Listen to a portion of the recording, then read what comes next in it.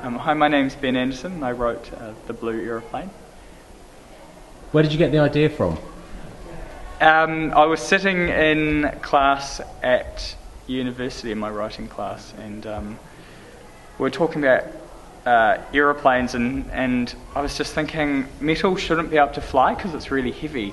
And my playwriting teacher said, yeah, that's true, but aeroplanes don't just fly along and think, hold on, metal can't fly, and then start plummeting to the ground. And then I thought, well, what if they did? And I started just drawing a picture of it, and then got an exercise book and just kept drawing more and more pictures into it about flight. Had you ever seen a script that looked like yours before? At that stage, no. Because I was sort of drawing it thinking that it could turn into a play at some stage, with the idea that I would then take any drawings and then turn them into words and work that out as a script.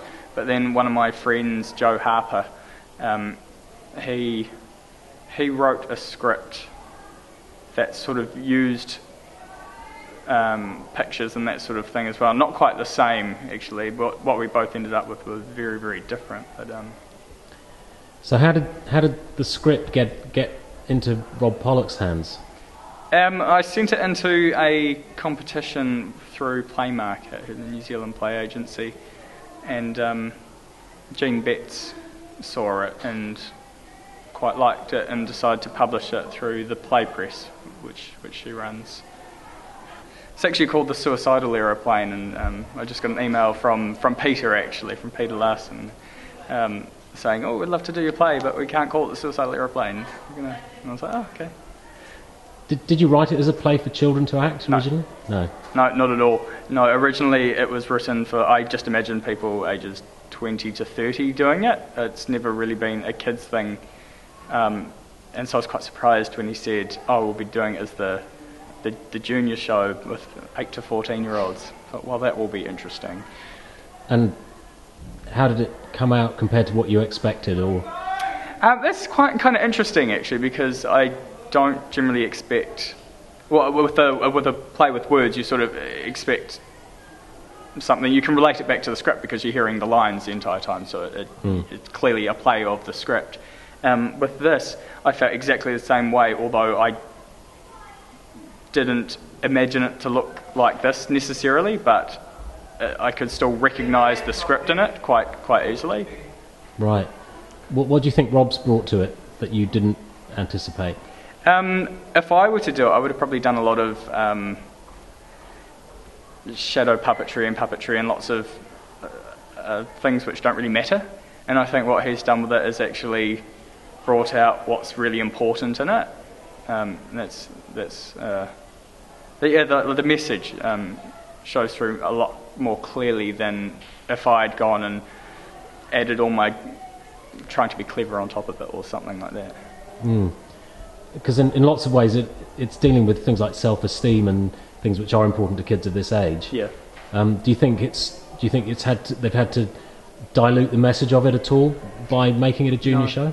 No, not at all. It changes it. It definitely changes it. I think if adults were to do the same play, it would probably focus slightly differently on the issue. So on the same issue, but just sort of see it in a slightly different light. But with kids, it's I don't know. A lot of people just assume it's a kids show when they see it, but then I think if adults were to do it, then because it's just the message is just as important for adults. In fact, sometimes more so, because we sort of from the age of 10 we start pretending that we're okay, and we're not. We just take on board these things and then pretend that we're actually okay. At least with kids, that we know they're dealing with self-esteem issues because generally they're more open about it, and we remember what it was like to be that age when people suddenly realised that they could hurt your feelings, or so tried to. But with adults, we're all trying to hurt each other's feelings all the time, and we just pretend we're not. And so I think something like this is actually almost more important, or not more important, but just as important for adults. How does it feel? Is this your first play that you've had produced? I've produced my own stuff before, and I must say it's much nicer to be able to write a play. And generally when I write stuff, I write things which a lot of people would call impossible to stage, and a lot of people have actually looked at this play and gone, that's cool, yep, not going to happen. And so it's been quite a long time before someone's actually picked it up and gone, yep, we'll do it. And they did, so it's, Were you surprised that it was Whangarei rather than Auckland, or? I was surprised, definitely, since Auckland's got a third of the country there. But at the same time, I was kind of not. I've got a couple of really good friends from Whangarei, and it seems like every day she tells me one of her school friends has just killed themselves or something like that, and it's quite heartbreaking. And I don't hear stories like that from Auckland very often. And looking at the statistics, you're kind of twice as likely to do it in Whangarei, especially between the ages of sort of 15 and 20, 25. And so I thought it was really interesting that a play with a message like the suicidal aeroplane or the blue aeroplane, I find it interesting that Whangarei is the first place it's being done. And finally, what's your favourite part in the play, this production? That's a really difficult question. It changes every day. Or just as I'm watching it, I'm thinking, oh no, this is my favourite bit. And then the next bit comes on, and I'm like, oh no, this is my favourite bit. In the actual script, my favourite bit is the bumblebee. It's a story about the bumblebee who flies anyway. And I think in the actual play is probably one of my favourite bits as well. But I also love the fly and the web, and the moon and the sun.